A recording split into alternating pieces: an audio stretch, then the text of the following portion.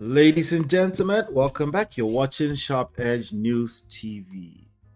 Welcome back, welcome back. Do me a favor, hit the like button, share, subscribe, follow, turn up your notifications so you're notified whenever we go live. We have another fantastic show lined up for you today. I know we saw you in just less than maybe 24 hours ago, but Mondays are our regular days, so we're going to catch up today. Welcome, welcome. Hit the like button, share, subscribe, turn up your notifications. Ladies and gentlemen, get ready to welcome a man of two powerful roles, publisher of SharpEdgeNews.com and I-Chief Odokbetu of Aregbesola, Ondo State. Whether in the newsroom or the kingdom, he's always a sharp edge ahead. Give it up for the legend, Oladimeji Abitogun. Welcome back, sir. Thank you very much, Ola. It's good to be back. And to our fans worldwide, it's good to join you again. And thanks for being our faithful people. And we appreciate the efforts you put into being part of what we do here. And we view you as part of our community. And we do not take it for granted that you could have been doing something else, but you always spare time for us. We are immensely grateful. Thank you. Good to be back. Thank you, thank you, thank you, thank you. So, as I was saying earlier on, we do have some shows lined up for you today. Hold on 1 second right there. Let me see here. So sorry. Here we go. Okay. All right. So today we're going to catch up on the passing of the former president of Nigeria, Muhammadu Buhari. We're going to catch up on that. We're going to catch up with the Adelekes and the Aregbesolas of the Osun State. We're going to catch up with President Donald Trump. And of course, we're going to talk a little bit more about Buhari's legacy. But before we get into all of that, I'm sure you have a special for us today. Oh, very much so, Ola. Again, a big thank you to our audience worldwide. Let me start by appreciating what common folks do all the time to make sure that they do not get bogged down by the sophisticated conspiracy of fortunate, affluent people, whether in business or leadership, the political type.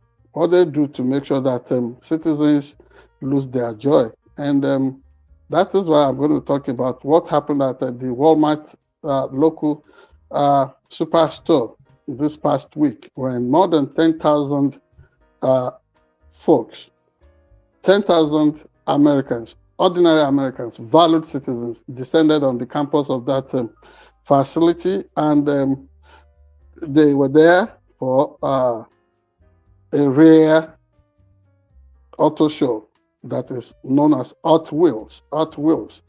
And children, families, men, and ladies, worthy as they were all there. And you're talking of people bringing all kinds of contraptions, all kind of creative crap, bringing them on display. You find them vehicles mounted with a huge rotating fans and very loud, muffled exhausts.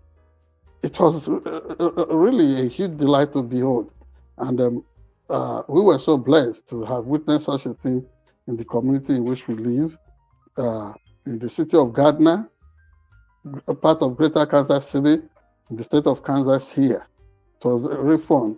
I mean, you would see the capability of ordinary folks. And this is what I think could be happening to us in Africa, to us in Nigeria. Just let us, out of what people think, will keep us down, let us try to bring out the superlative, something superordinary, in such a way that people who try to keep us so depressed, keep us down all the time, will be astounded as to how irrepressible we are. So Walmart, of course, you must understand, is the biggest retailing outlet in the world. So when this kind of things come once in a while, it's good public relations. And for some of us who enjoy seeing things like this, we are grateful that we could witness it in our own time and in our community. Uh, the same, by the same stretch, or people are saying that, oh, um, in the times in which we live, maybe we should allow the I mean, the dead to just sleep peacefully. And we say yes, but there is always a place for accountability. And so, as an ordinary citizen, wherever you find yourself, whatever your situation is, do everything to make yourself happy, because the people who give you all kinds of uh, values in the name of religion and what have you, who would be quick to point it to you just because of your situation in life, that, oh, if you do this, you find yourself in hell after death. You do that, they don't push the same kind of uh, conclusions on each other's faces.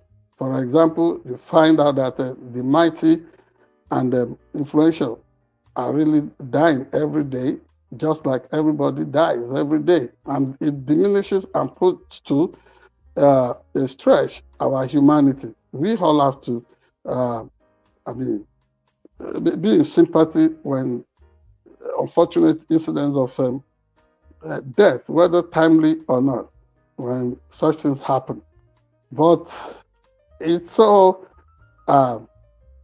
surprising that the people who would have been divided and would even push their prejudices towards us and their differences towards us, and we pitch camps and tents, when one of them, fortunate people, when they die, they are not so quick. They close ranks, and then you find all kinds of um, insincere epithets, eulogies, all kinds of statements, immediately forgetting how tormented how tormented all of us were when some of these highly influential people took charge of affairs over us.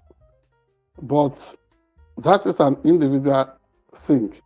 We would move beyond what anybody is doing at this time to make us, to sentence us into mass amnesia, forgetfulness, that, oh, this is how terrible things were when somebody ran the show anywhere.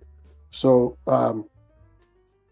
while we really regret the fact that some of our old folks are going, I would take it from people that are not usually celebrated.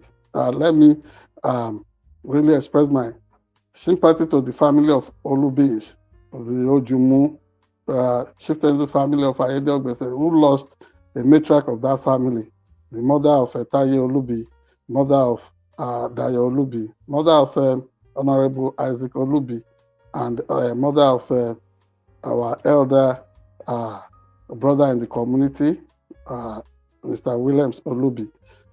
We pray that God will grant good and eternal rest in the bosom of the Lord she really served while on earth here. And then we recall the passing of Oba Sikiru Kaode Adetono, the Awujale of Ijebu land, or Ijebu Ode, who passed on at the ripe age of 91 yesterday morning. That is Sunday, July 14th morning. And the same day, people make all kinds of connections. They said he was a close friend of the late former president of Nigeria, Muhammadu Buhari. So whether there is something about this kind of camaraderie, this kind of comradeship, we do not know. Whether if people are good friends on earth in eternal glory, they will still be friends. What do we know? We live there to not experience the persons about paranormal or psychic issues. Finally, on this special segment, I do not intend to make it too long, but I would encourage our people, whether on the African continent or in the United States, pay attention to your personal health, pay attention to issues that would improve the quality of living for for the members of your immediate family and the extended family.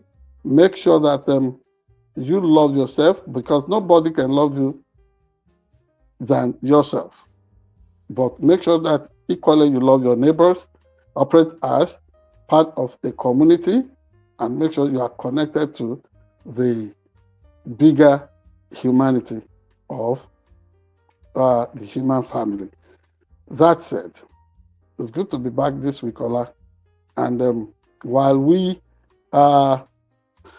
mourn people that are departed, also we must celebrate the quality of life some of them lived while here with us. Good to be back. Thank you very much. Welcome back, sir. Welcome back. All right. So we have some trendy stories around the world. We're going to get to them one at a time, one by one. Do us a favor, hit the like button, share, subscribe, turn up your notifications so you're notified when we go live. We'll be right back.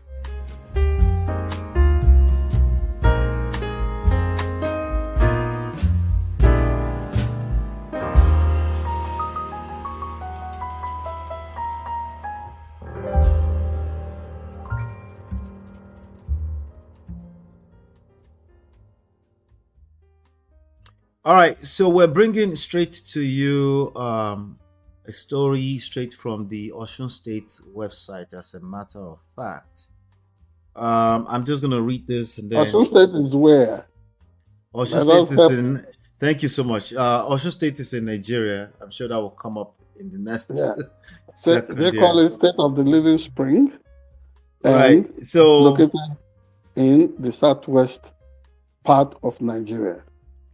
All right, great. So let me read this article directly from the Osun State government's website, actually, by one Oladimeji Babawale. And the report says, Governor Adeleke to Aregbesola, Osun people have not forgotten your sordid, evil records as a governor. And it says, Osun State Governor Senator Ademola, this is published on today, 14th of July, 2025. Osun State Governor Senator Ademola Adeleke has reacted to threats by Mr. Rauf Aregbesola to remove him from office in 2026, reminding the former governor that Osun is still suffering from the inhumane maladministration he inflicted on the state while in office. In a statement issued today at Osogbo, Governor Adeleke, through his spokesperson Malam Olawale Rashid, castigated the former governor as a man who left a legacy of huge state debt, half salary, scam tablets, and several fanciful, inflated, uncompleted projects, describing his tenure as, and I quote, the worst in Osun history. The empty boast of Mr. Aregbesola about 2026 is a symptom of a troubled mind who sees wrong vision, who is battling his benefactor, and who is haunted by the pains and suffering he inflicted on millions of Osun people through his evil policies and programs. A man who should be remorseful and tender public apology for his years of maladministration has the audacity to threaten Governor Adeleke, who is clearing the mess left behind by Mr. Aregbesola after his 8 years of anti-people, thoughtful leadership. Just stop me when you're ready. Mr. Aregbesola's wickedness against workers, public servants, and Osun people knows no bounds. While he wielded state power, a man who introduced half salary, misapplied contributory state pension fund, and misused state cooperative deductions fund should be ashamed of his temerity to attack a governor who is now paying up this half salary affliction. clearing the unjustified debt and rehabilitating brutalized Osun workers. The Adeleke administration has paid 28 months out of the half salary left behind by Mr. Aregbesola. The present administration has paid close to 60 billion naira in pension debt, a legacy of this same Aregbesola. Pensioners and workers generally are not praying for a return to the evil days of a bad administrator who left the state in ruin after 8 years. The statement noted the news release read further. Within less than 3 years, Governor Adeleke has surpassed government delivery of the 8 years of Mr. Aregbesola without borrowing a kobo for infrastructure projects. The current... All right, so that's enough. You want to finish that paragraph. I'll just say this one last thing. There's also speculations that Governor Adeleke is either him or APC is nursing the idea of defection to APC. So I don't know if you saw that in the news. I'll bring up some more detail if you want me to. Yes, there have been several discussions, debates around that.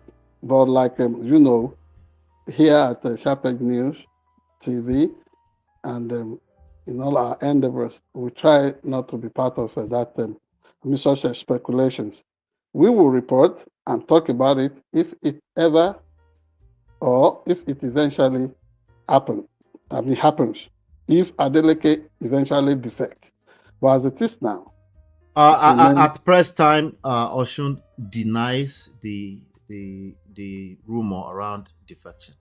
Yes, because if you look at the circumstance of his ascendancy into office, how he got into that office. Remember, the first time there was this trick in which somebody who had become symbolic concerning the institution of a People's what's it called? People's Democratic Party, PDP in Osun State. The former standard bearer and one-time deputy governor of the state, Iyola Omishore, who twice or three times ran for office and almost became the governor of Osun State, brokered a deal during the first attempt of this present governor Jackson Adeleke to become the governor of the state. Majority of people felt, indeed, Jackson Adeleke may have won that election, but that it was outrigged by the APC machine, political machine in that state.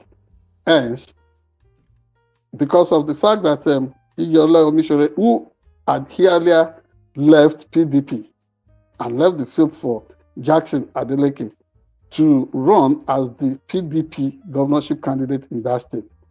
Iyola Omishore had initially decamped into the Social Democratic Party in the state. And when there was this confusion as to who won between APC and PDP, remember Iyola Omishore switched sides. So, people ordinarily felt, somebody who was the leader of PDP for several years, whatever the differences could have been, would have stayed his ground, should have stood his ground as the governorship candidate of the Social Democratic Party, but he switched allegiance and loyalty and decamped to APC. And so it was so easy for that coalition to overturn whatever margin of victory was expected to go for Jackson Adeleke during that first encounter. And so Adeleke lost that opportunity. So I do not think that for somebody who had that kind of misfortune, political misfortune, in the hand of APC, that kind of political situation, so to say, would now be so quick to want to cross carpet, to want to decamp and be part of APC. But like I said, it's still being speculated, and the state has denied it. We don't want to go that route at this moment. But what one would say ordinarily is that if politicians are predictable, if against what is the popular sentiment, if politicians are responsible, I do not think Adeleke should be eager or excited to want to cross over to APC. So let us separate the issue of the criticism that has been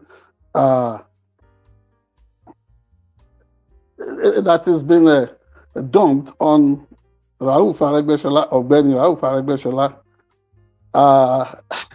two-time governor of Osun State, two-time Minister of Interior in Nigeria. Of course, his achievements in office speak for themselves. I think I first learned of Rauf Aregbesola through a distant relation, Jide, native of, I think, Ile Ogbo, who currently resides in Australia. That boy, this young man, as a newly graduated civil engineer, was working for a company somewhere in Ikeja.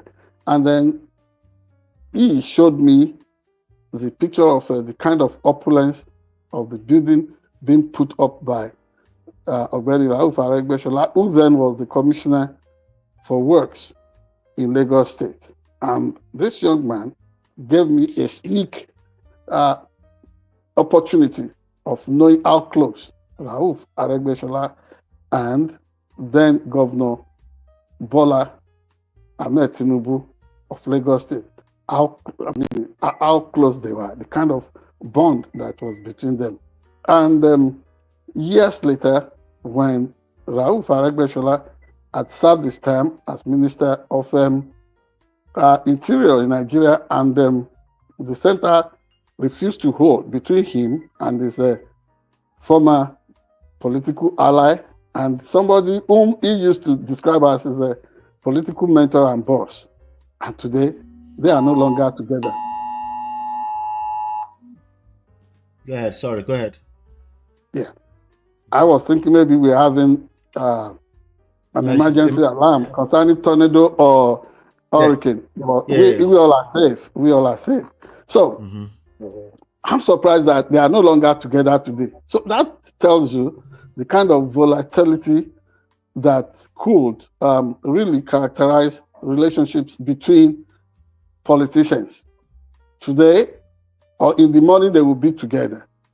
By noon, they may be on their separate exploits. And then by, what's it called, the dusk of any day, they will be strange fellows, completely estranged and not wanting to have anything to do. So whatever the writer of this article, Mr. Oladimeji, yes, is trying to picture there as to because, yes, Mr. Babawale, the picture that he has given us cannot be further from the heart of the matter. How did Rauf Aregbesola become so estranged from his political godfather, Bola Ahmed Tinubu, so much so that now it's being put on his face, it's being spiked with that fact that, he's ungrateful, he's almost like a betrayer to the man who paved the way for his political rise. Food for thought there. But as to the details that are captured in this, whether it's a statement or write-up by Mr. Babawale, honestly, they speak to the the nature and character of Rauf Aregbesola when he was in office. I remember I used to be one of those people who did not like his politics at all.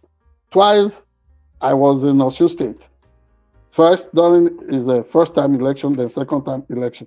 And I was coming from Osogbo the following morning, and we drove through the road that went through Ilesha and stopped over in the house of an Ijesha, top Nigerian statesman then.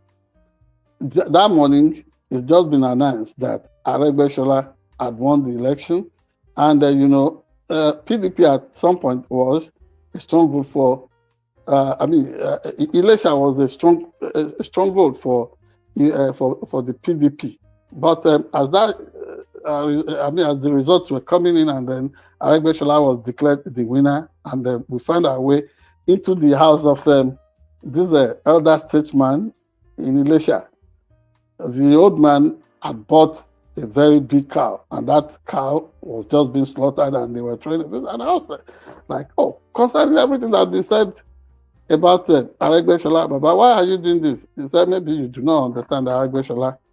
He sat me down and decided to tell me some things. I only knew Aregbesola at some point as somebody that was wearing a pair of native pants that never went all the way to the ground. And people said, oh, he was a Tabligh Islamic faithful.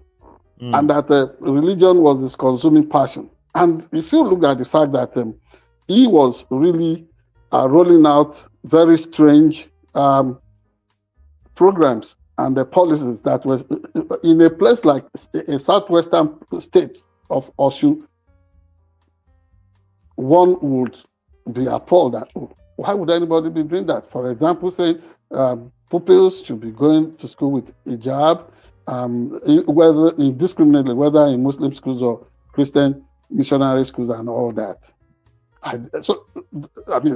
Those were the things I was pushing to the old man about the character of this person. Why are you bringing an irredentist, religious fanatic? And he did everything to disabuse my mind. And this man that was talking to me now is of blessed memory, but an influential Christian leader, somebody of Anglican denomination. So very quickly thereafter, I started paying attention and trying to understand his personality. But now, those is, the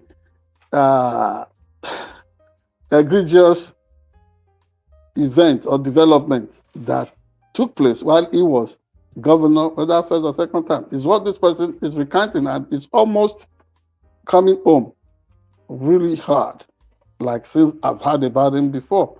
But do not forget, in spite of all these issues in the past, twice he was elected into office in Osun State. The last thing I want to say about Aregbesola, you cannot rule him out.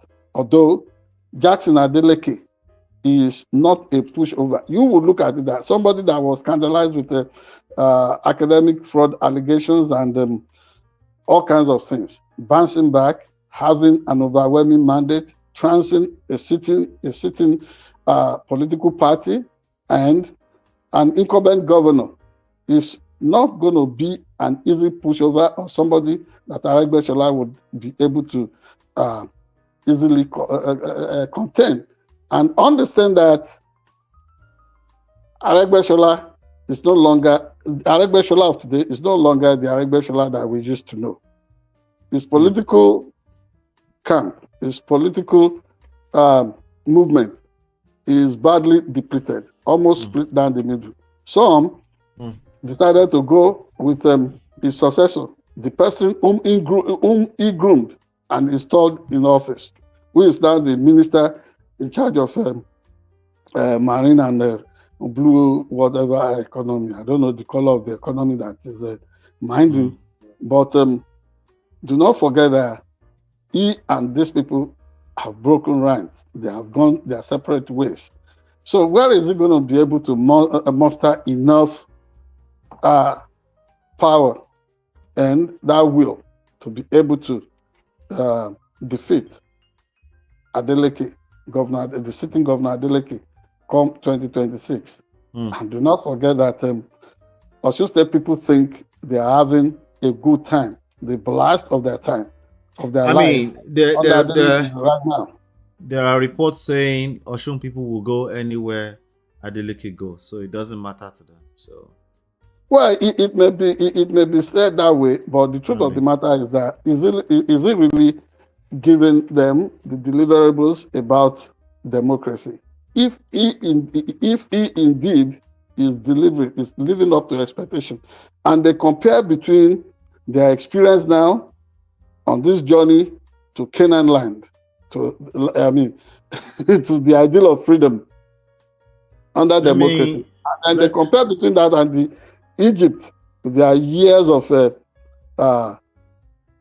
servitude and suffering under successive administrations of APC. I think the option or the choice will be clear.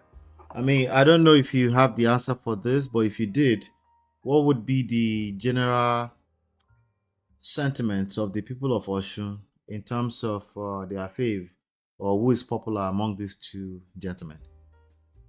Adeleke is extremely entertaining and popular.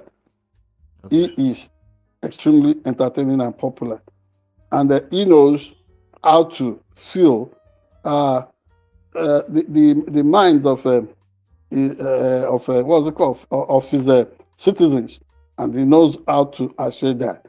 APC, even when they are wrong, they do not need that, and that is really offensive to majority of Nigerians, not just all over the country, but in Osun State in particular. APC is the party that will get it wrong, and you're really trying to give them constructive suggestions or criticisms, and they are coming back with this ferocious and feisty allegations and accusations, almost making it to look as if that critical citizen is an adversary. So these are things that they may be paying for in subsequent elections. But you're talking of Nigeria. I've been there, and I know how votes are usually traded, how people would go to any length, even for a wrap of food to sell their suffrage rights. So you really cannot predict if APC decides to empty the votes of a central bank over any election. How do you resist them? What it really creates is this voters' apathy, and by and large, on and on. You also saw that in the local government election that took place this last weekend in Lagos State. Things like that, without anybody even raising up weapons and what have you. Things like that are driving Nigerian electorates underground, and serious issues of voters' apathy, whether they are excited about it or not. Somebody would want to use a financial muscle to make sure that Nigerians who are been vitiated with what's it called, power of hunger and all kinds of underhand political tactics, do not really come out to pick through the ballot experience the leader of their choice. So this is the situation. Okay, all right. Thank you, everybody. If you're wondering who's dancing on the screen, that would be Governor Adeleke who is dancing on the screen. That is what he does best. But you can also give Aregbesola his flowers. Aregbesola knows how to organize the native and traditional dundu drummers, and then he knows how to dish out one Fuji tone, one Fuji song after the other into dances. But Jackson Adeleke is the dancing machine. Yeah. Honestly. Yes. Yeah. All right. That will be it. Let us know what you think. Join the conversation in the chat on this drama between because I've seen pictures of them together, but this is politics, so nothing is personal until it's too personal. So we shall see. But do us a favor, hit the like button, share, subscribe, follow, turn up your notifications so you're notified when we go live. We'll be right back.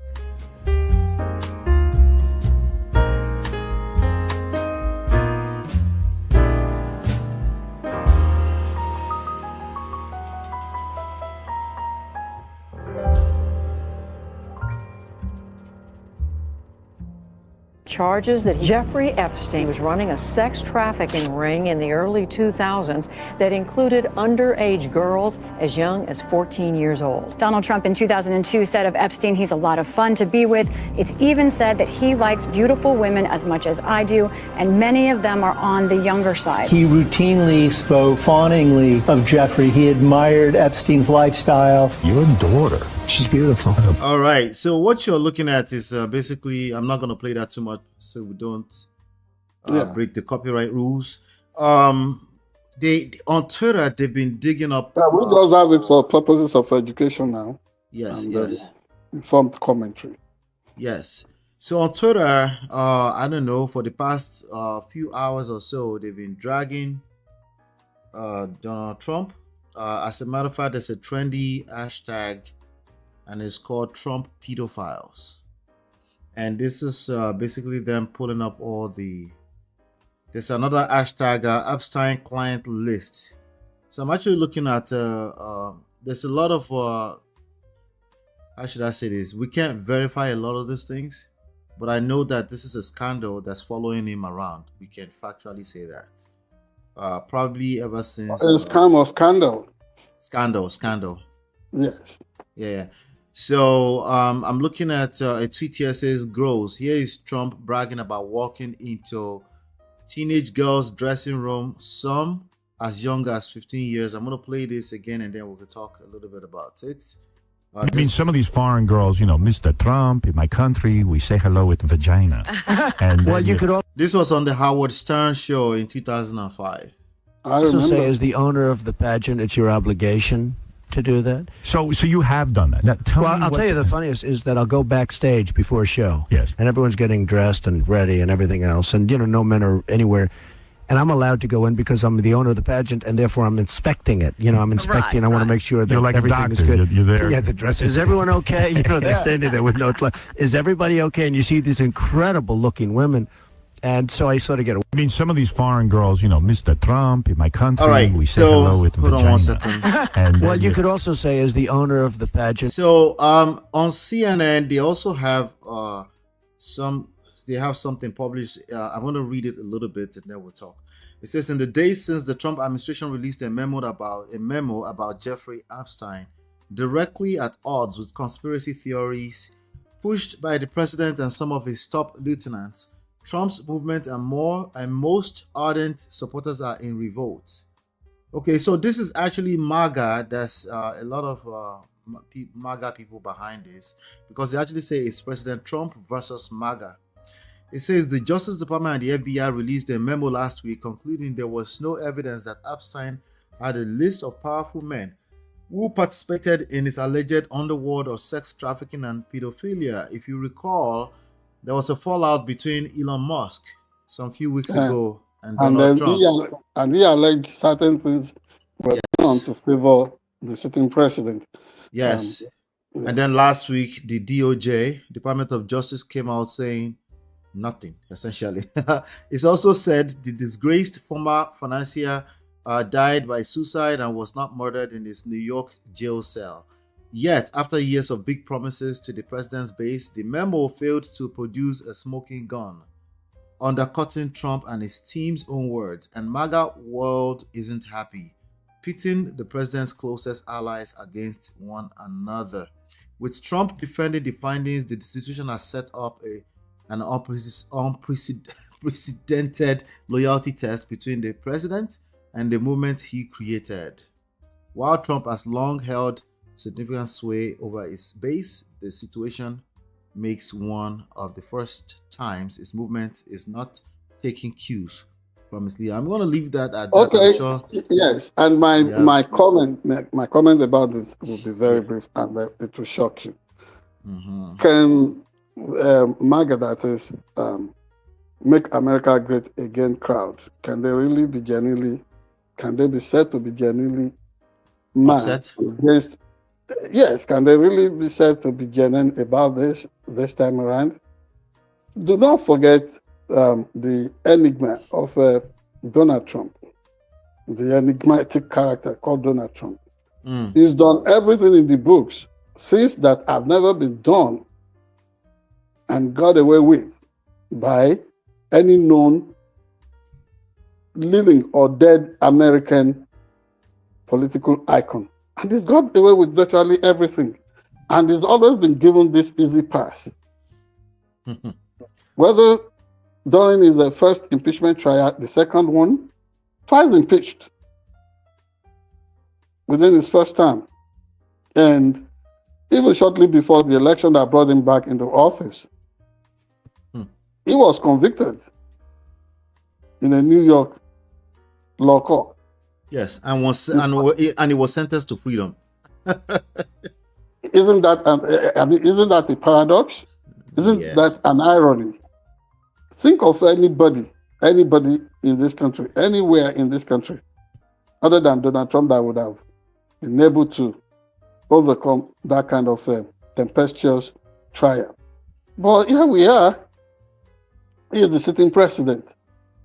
So I think these people are trying to play us common folks.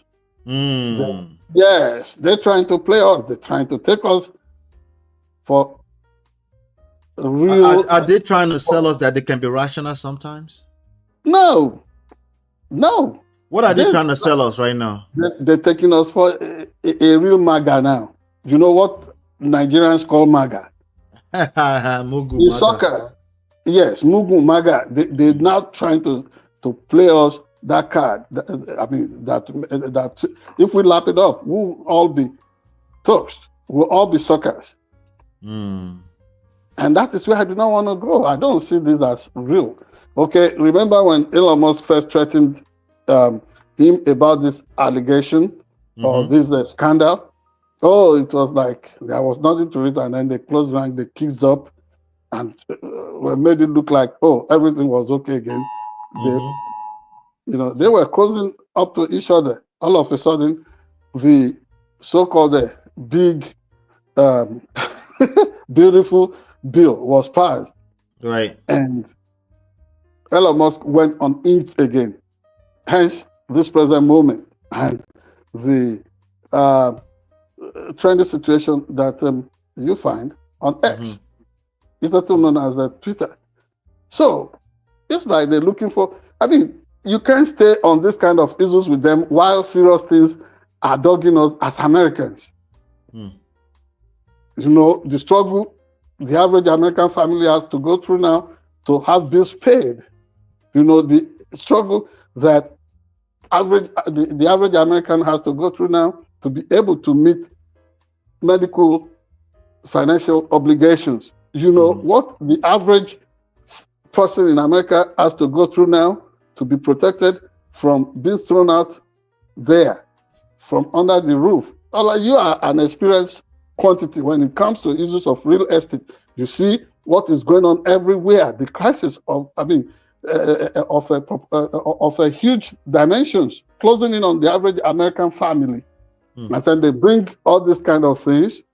Were those allegations not there before? This issue, it's already a precedent now.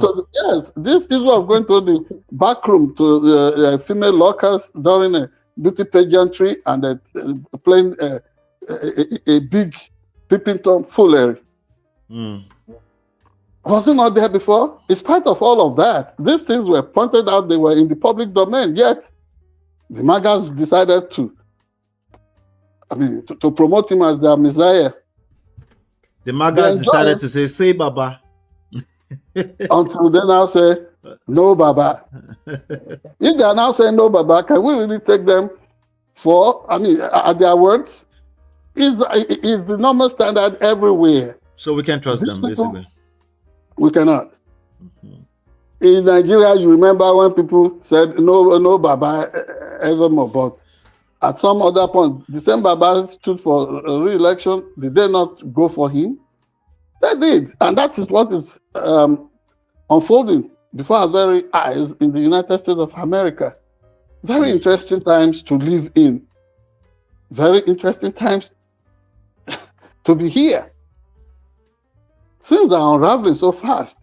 The Supreme Court is there. Whatever they say about this kind of tomorrow, it goes to them. They will really give him a pat in the back. Oh, continue to peep at women's V. Very unfortunate. The standard has never been this appalling. America has never been this. You said they are dragging him. They are not dragging him per se. They are just dragging the hallowed institutions of the United States of America. So this is my take on it. Like I promised, I said I will be very brief about this. I think they are trying to take us for a ride. Well, and we are not. We are not suckers. Thank you so much for that. With regards to the tariff, right? Because our headline says Trump threatens tariff. Here's some of the headlines. He always threatens that to blackmail and intimidate. Let me read some of the headline for you, and then you can give me your overall opinion on it. The New York Times says it's no bluff. The tariff rate is soaring under Trump. CNBC says Trump tariffs don't cause inflation because of patriotism. Buying. White House advisor. White House advisor has published on CNBC. Another headline says market shrug of Trump tariff threat against EU. CBS has a headline here. So Trump's latest tariff salvo fuels economic uncertainty, experts say. There's one more here that I need to read out to you. EU, that's European Union, warns that its trade with the US could be effectively wiped out if Trump follows. And as of 2 hours ago, they are delaying their retaliatory. Yes. So they're delaying that because it looks like they're afraid what kind of damages it will make. What do you say to that quickly before we move on to our last story? Well, let them fight themselves out. In the past, Africa will bear the brunt. And in this, the local word to be used concerning this is abosi, conspiracy. It is about always ganging up to just throw some diktats, economic diktats and financial diktats at the countries of countries that are still developing chiefly in Africa. So now they are trying to chew themselves out. Let us leave them at it. What I advise at this point is for governments and leaders on the African continent to just make sure that they secure their turf and make sure that their citizens are insulated from whatever those of us who live in these Western countries, whatever we are doing to ourselves. Whether the tariffs will bite, and we do not pray that it destroys any economy here, but let us wait out the storm. At the end of the day, we will know if what has been doing, especially tinkering with the dynamics of economy and politics at his whims and caprice. Anytime he feels that tinge to just foul up the mood of the affluent world and the nations across after all, he bragged in the past that, he runs the world. He calls the shot. Let us know when he pulls the lever now, where it will swing. Where it will swing. The last other point I want to make is the fact that him summoning, the way African leaders, especially of some little African countries, the way they love to kiss up to their benefactors in their preferred ways, is so appalling. This last week, Donald Trump called some of them and went as far as even making disparaging comments as to the good English spoken by the president of Liberia. I'm wondering how he got that. But finally, on that note, were you not shocked by the disclosure from the Nigerian Foreign Affairs Minister that Nigeria and some other big African countries will never be invited to the White House, especially for those forums meant for minor and little tiny African democracies and countries, just because Nigeria has decided to grow some balls that people that have been deported from here, whether from Argentina or wherever, would not be brought to Nigeria. That Nigeria Finish that thought so we can round up. Yes, that Nigeria will not be part of such a bargain. So, little wonder, whatever they do to themselves, let us stay aside and watch. And just watch. Thank you. Entertainment. Yes. Thank you so much. All right, hit the like button, share, subscribe, turn up your notifications, follow so you are notified when we go live. We have additional stories around the world. We'll be right back.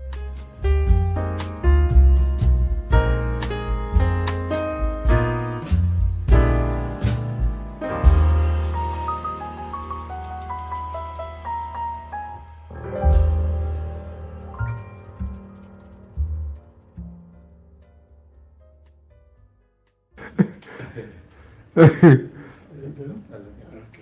Thank you very much, Mr. President. We landed with 20 minutes to spare. Thank you for punishing me. We may come to claim the balance of that time some other time. Thank you for punishing me. Thank you very much, sir. Come and remove your gadgets. My good God. So this is the second to the last one, sir. Second to the last? Yes, sir. Look at you. Sir, you have to do a broadcast. Broadcast? Yes. You hold that thing at a safe distance and harass me.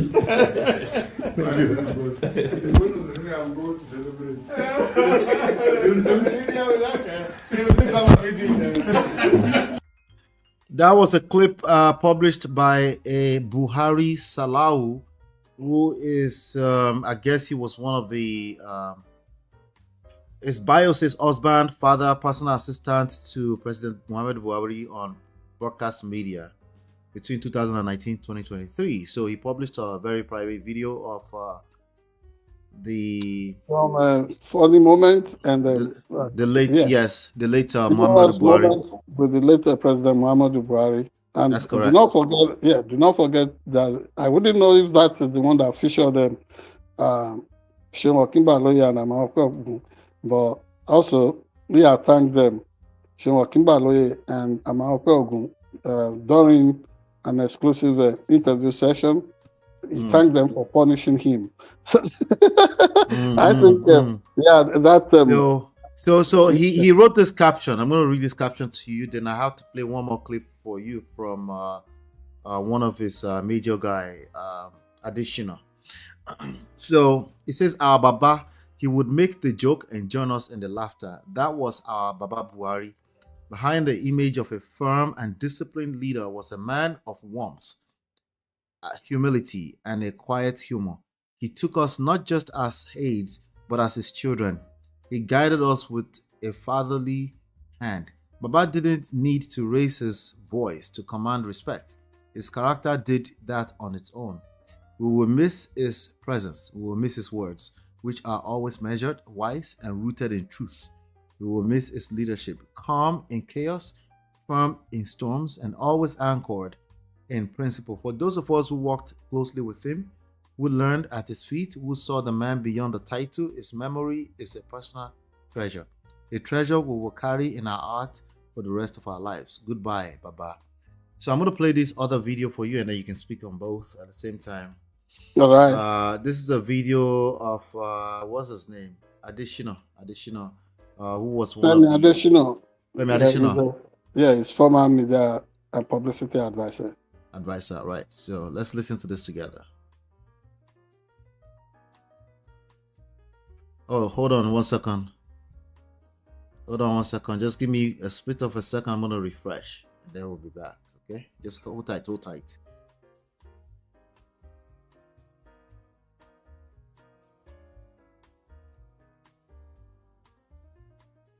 All right. We're back.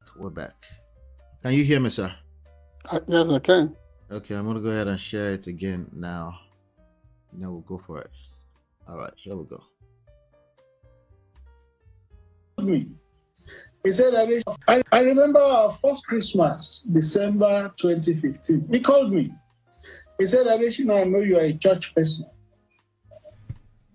When it is Christmas, go and be with your family. And when you come back in January, me too, I'll then take a short leave. And throughout our 8 years, he ensured that we, that are Christians working with me, when it is Easter, when it is Christmas, when it is December, Christmas, he will tell us to go and enjoy that season with our families. So, contrary to what many people believed, he was not a religious bigot. And then, discipline. We needed to know how disciplined President Buhari was. If he had a meeting at 9, on the dot of 9, he was seated.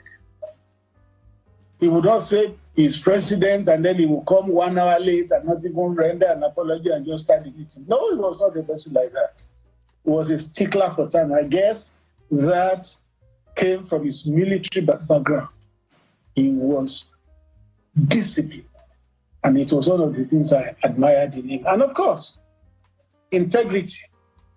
You cannot accuse President Buhari of anything that has the slightest affinity to corruption. I know the next question will be, so many people around him have been accused of corruption. But the thing is, you cannot link President Buhari with corruption in any way. Not in any way. All right. So I'm going to leave it with you. You go for it. You can just take it away. In spite of Mr. Femi Adesina's big title as a pastor, he's been dishonest. He is being dishonest. What do you expect? Is a pastor, you said? He is a pastor, and we know the church. He is. I'm not surprised. Of course, you heard it from him that the late President Muhammadu Buhari is a Christian. During their first Christmas in 2015, there, I know you're a churchman, go and be with your family, and so that meant, you see, he said you cannot link him with corruption. Buhari was corrupt. So, you see, their focus is just about financial and fiscal misappropriations and outright and brazen stealing like that. But what do you call nepotism? That is a straight form of corruption. Buhari, right before our very eyes, was fixing... Isn't nepotism when you push your own people into positions? Yes, and they benefit unduly over the vast majority of relatives, friends, and associates. That is nepotism. Yeah. Buhari was guilty of that. Or he is guilty of that, even in death. So these people should stop insulting our intelligence. Oh, well disciplined. Tell me a disciplined individual who will plot a coup and benefit from it. I mean, if I was in the military, I would. If it means for and I will tell you to your face, Ola, in spite of our relationship, I'll tell you, it's called power. You cannot be. No. You need power. Subject yourself to the process of being vetted and being chosen. But if you were in the military, I'm sure there is a. That is rebellion. It is mutiny. It is nothing other than disgraceful conduct. We cannot. I'm sure somebody can give us a justifiable justification. There is nothing justifying anything. These military folks, whenever they want to seize power, they will do everything to play the fifth column card, make the government unpopular. I mean, in church setting or religious setting, it is called schism and heresy. You isolate a little and divide and conquer. Things like that. That is what they always do to justify their coup. They are insane people. And for anybody to want to insult the intelligence of millions of Nigerians just because it is still fresh, you don't criticize the dead. Nonsense. If you do not criticize the dead now, more people will come and play the card of Pharaoh against Nigerians. They will not learn. They will always oppress and repress Nigerians. If you spare me, that nonsense is saying. And this person is not even trying to do anything to end his salvation. He does not want to be redeemed. And is pushing this disgraceful argument. To who? So, he's going to also tell me that attempt at pushing it in the face of brothers and sisters is the southeastern part of Nigeria, that, they have a way of dealing with them, of containing them, just like they treated them during the Civil War years. Bringing back such disgraceful and anti-memory to intimidate the people of southeastern Nigeria. He is trying to tell us that was a good thing, something that should be commended on the part of late Muhammadu Buhari. Of course not. He ran a divisive agenda. He was given, of course, all of them. What do you expect from people who operated, whether from the fringe or the inner circle of the cabal? Femi Adesina was part of that disgraceful bundle. And so coming around to want to insult our intelligence as if something that happened not less than a little over 2 years ago did not happen. That is irresponsible. And these people, they do not, you see, they will use the Bible to hold all of us down. They will use the Quran to hold the vast majority of us down. They are not thinking of their last day. Me, I think of that. Please, if they do not know how to mourn without stirring trouble and pointing it in our face, they should just go and hide somewhere in the corner of their room and stop this nonsense they are trying to do. So he is telling me that the families of our children, our youths that were killed, that were murdered, assassinated, which is why we are giving Buhari his flowers, his toga as the butcher of Abuja. He is telling us that those children who were killed, wrapped up, singing, wrapped up with Nigerian national flag, singing Nigerian national anthem, and they brought the military out to annihilate them. He is telling me their family will be saying all this nonsense that he's saying. He is telling me that Nigerians who went through the scandal of change of Naira, the totaling and tanking of the Nigerian economy in the twilight of Buhari's presidency, second term, when he was about to leave, he is telling me that those Nigerians will be throwing flowers. See, let us play our game of hypocrisy, how we always love to mourn our dead, whether they behaved sinfully, corruptly or not. Let us entertain ourselves with that hypocrisy and charade. The moment will be over again. And then what we want is people who are sincere in leading Nigerians, not anybody coming and foisting on us false narratives. It is disgraceful. Buhari, I have said it, and that is my own appraisal of it, and I do not try to force my viewpoint on anybody. He was given all the opportunity. He even tried to pretend to be God. He was the only salvation he was the only savior that, in his own views, that could save Nigeria. But God would always be God. Buhari was always Buhari. He came. He tried his best. His best was not good enough.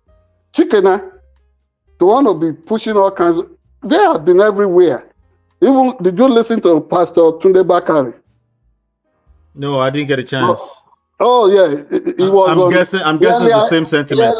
Earlier today, he was on Beyond the Headlines on TVC at about 6:30. About 6 p.m. Nigerian time. He was on Seun Okinbaloye, Politics Today, on Channels Television.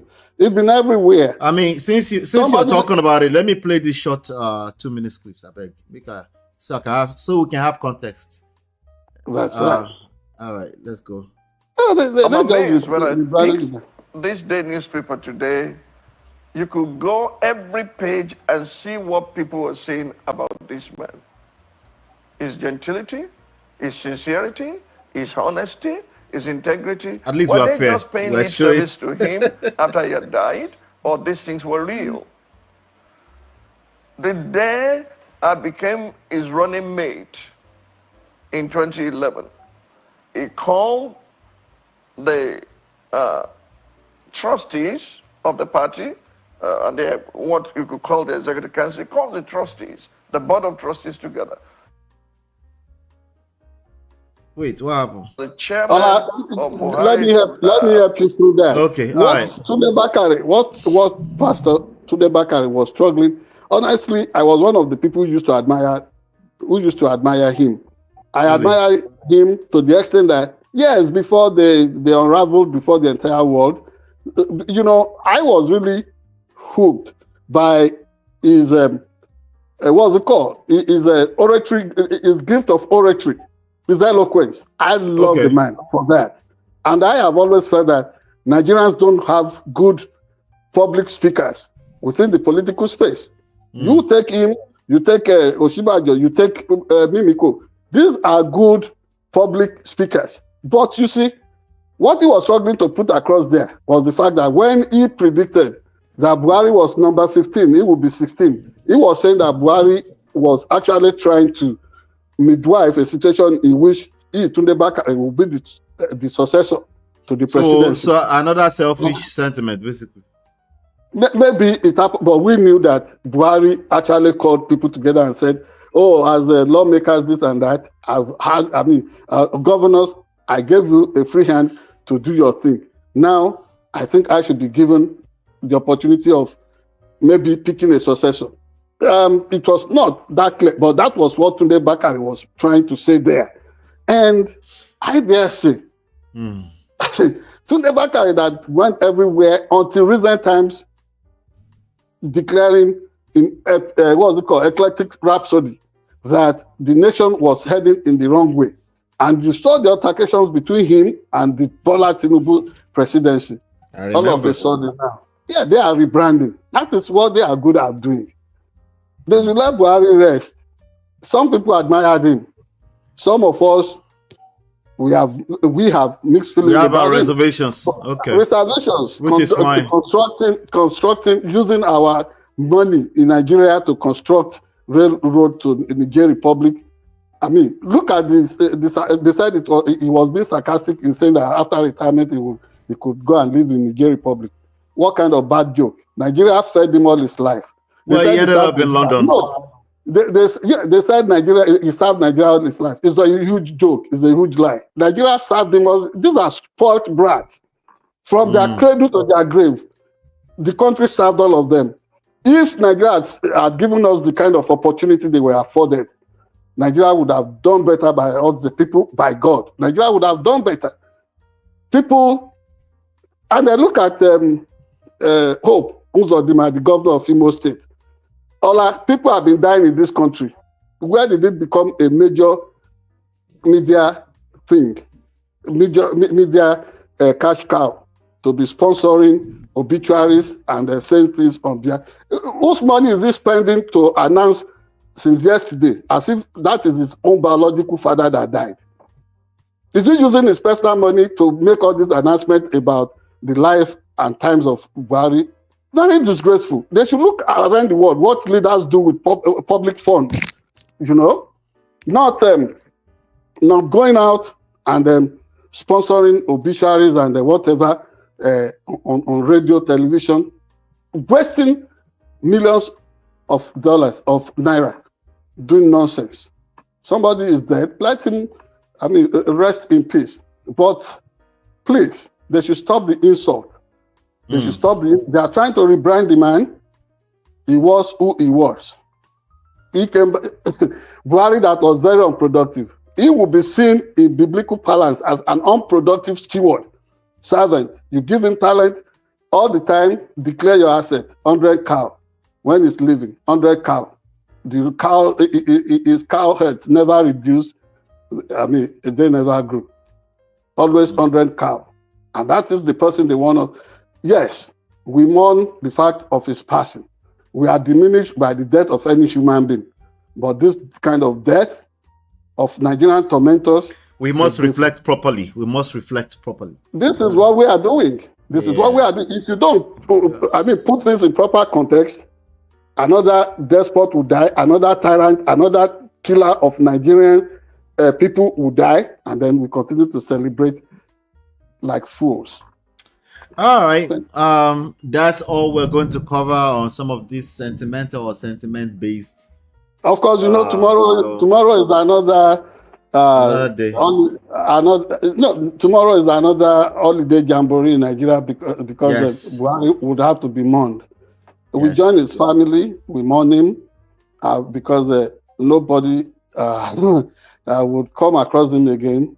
There are beliefs about that. But I mean, people have questions that was it really Jubril that passed or Buhari, but we'll leave that. Let's just leave that alone. Well, don't let us get into such a. Oh, God help us. Into such a this point that we need to know where. Now, at least they have told us Buhari has died. I've never believed that he was cloned because that would be That's a ridiculous rumor. That was always a ridiculous rumor for me. In Christianity, we say, "May he rest in the bosom of the Lord." In Islam, they say, "May God grant him Fidal Al-Jannah." Shout out to Babes Win. Babes Win is in the chat, says, "Is cow never reduced?" And never increased. All right, let's do it alone. Let's do it. Shout out to you. Shout out to Blossom Show.